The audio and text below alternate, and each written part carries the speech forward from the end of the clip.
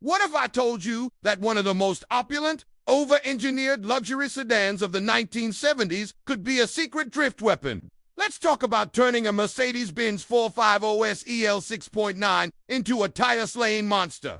When this car came out in 1975, it was the absolute pinnacle of automotive luxury. This wasn't just an S-Class, it was the car for presidents, royalty, and titans of industry. The idea of throwing it sideways seems absurd, right?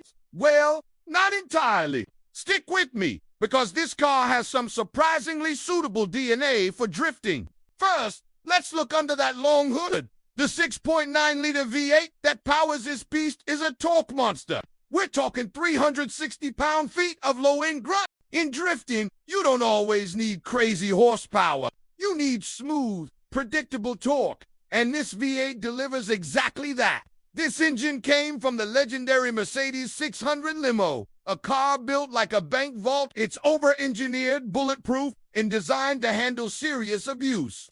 Plus, can you imagine the glorious sound of that big V8 screaming at high RPMs while you re-holding a massive slide? Now, here's where we get serious. The stock car came with a 3-speed automatic for proper drifting. That's got to go. A manual swap is non-negotiable. You need that clutch control to kick the car sideways and link drifts together. You could use a classic dogleg 5-speed from an older Mercedes or even adapt something more modern. The point is, with a manual gearbox, this car starts to become a real player. But the biggest hurdle is the suspension. The 450 SEL 6.9 had a super advanced hydropneumatic self-leveling system. It was incredible for a smooth ride, but a nightmare for drifting.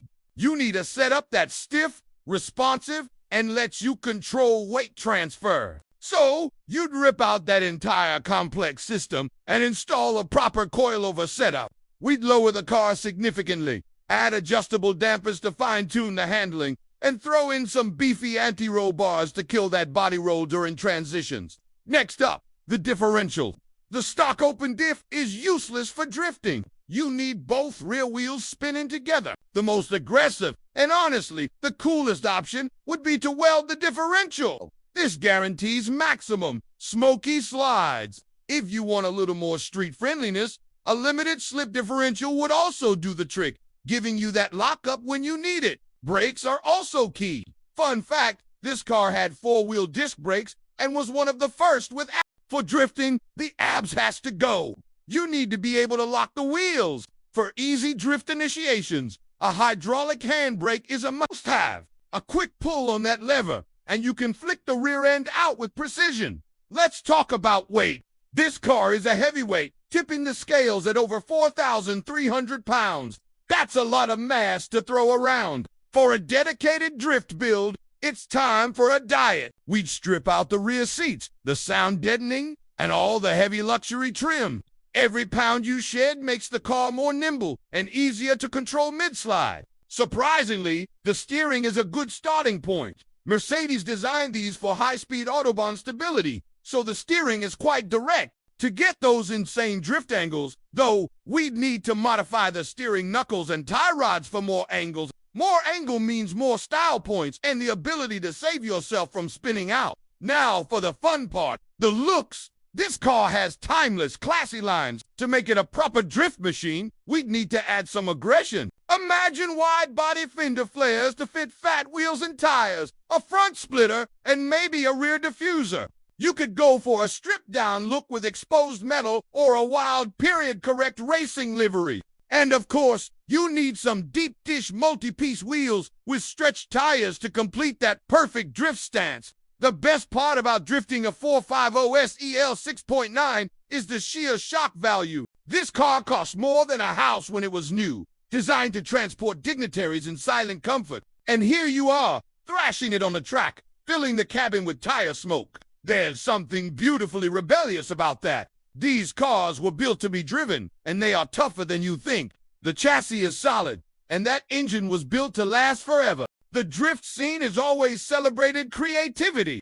We've seen people drift old Volvos, minivans, and pickup trucks. Taking a car that was never meant for this and making it work is what it is all about. Imagine rolling up to a drift event, parked between all the usual Japanese and German drift cars in this massive, classic Mercedes sedan. Then the track goes hot, and you proceed to chuck this thing sideways with the big V8 roaring. The mix of old-school luxury and modern drift culture is just epic. Of course, a project like this isn't cheap or easy. Finding a donor car is the first challenge. You'd probably want one that needs a little love, rather than cutting up a perfect example. Then comes the investment in all the parts we've talked about, and most importantly, safety. A full roll cage, racing seats, harnesses, and a fire suppression system are absolutely essential, especially in a car this heavy. So, is it worth it? For some, these cars are museum pieces. For others, they're a canvas for creativity. I believe cars are meant to be driven and enjoyed. If drifting a classic Mercedes brings you joy, then that's what matters. It's about pushing boundaries and doing something no one expects. A drift built for 50 SEL 6.9 would be a true legend on the track. What do you think? Is this the ultimate boss-level drift car, or is it sacrilege to modify such a classic? Let me know down in the comments. Thanks for watching. And if you enjoyed this, make sure to hit that like button and subscribe for more wild car ideas. See you in the next one.